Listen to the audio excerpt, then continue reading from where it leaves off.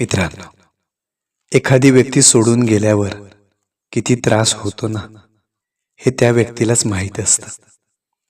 व्यक्ती सोडून गेल्यावर मनात एक अशी पोकळी निर्माण होते, जी कधीच भरून निघतच नाही. दिवसाच्या प्रत्येक क्षणी त्या व्यक्तीच्या आठवणी सावलीसारख्या मनाभोवती फिरत राहतात. कधी हसण्याचा आवाज कानात घुमतो, कधी बोलण्याचा गोडवा जाणवतो, पण डोळे उघडले की समोर फक्त शून्य उरतं. ज्या जागी एकेकाळी तिच्या उपस्थितीचं उबदार पण होतं, तिथं आता मात्र शांततेचा थंड स्पर्श जाणवतो.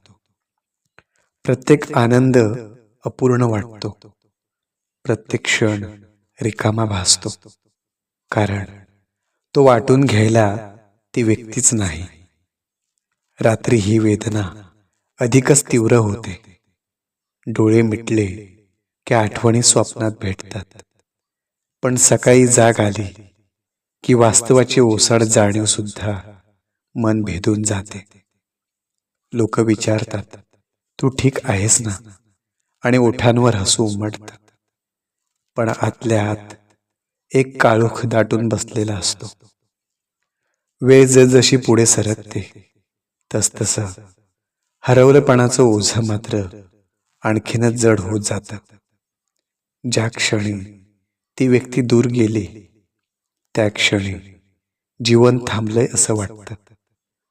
आणि आता उरतात फक्त आठवणी, कधी गोड, कधी वेदनादायक, पण नेहमीच हृदय कुरतडणाऱ्या. आठवणी हृदयावर ओझं दाबून बसतात. श्वास घ्यायलाही त्रास होतो, आणि डोळ्यात नकळतपणे पाणी दाटतं. बाहेरून सगळं सामान्य दिसतं, पण आतून मात्र हळूहळू तुटत जाणं, एकटं पडणं आणि स्वतःला सावरणं. ही वेदना फक्त त्याला समजते ज्याने खरोखरच कुणाला तरी गमावलं आहे. पण तरीही मन कुठेतरी आशेचा एक क्षीण दिवा जपून ठेवतं. जखमा खोल असल्या तरी त्या आपल्याला अधिक संवेदनशील बनवतात. हरवलेली व्यक्ती परत येत नाही, पण तिच्या आठवणी मात्र आपल्याला जगायला शिकवतात. त्या वेदनेतूनच आपण स्वतःला नव्याने ओळखायला लागतो. एकटेपणात आपण स्वतःचाच आधार व्हायला शिकतो.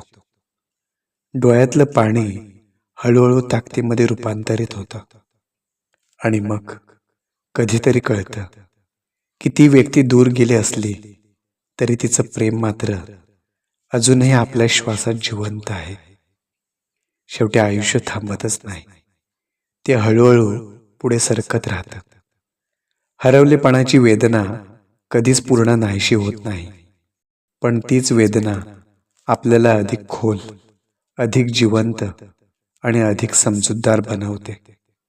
काही लोक आपल्या आयुष्यात राहण्यासाठी नसतात, ते आपल्याला बदलण्यासाठी येतात. आणि म्हणूनच जरी मनात पोकळी उरली ना, तरी त्या आठवणींना जपून ठेवणं, डोळ्यात थोडंसं पाणी आणि ओठांवर हलकंसं हसू ठेवून आपण पुन्हा नव्याने जगायला शिकतो. कारण प्रेम कधीच संपत नाही, ते फक्त रूप बदलतं.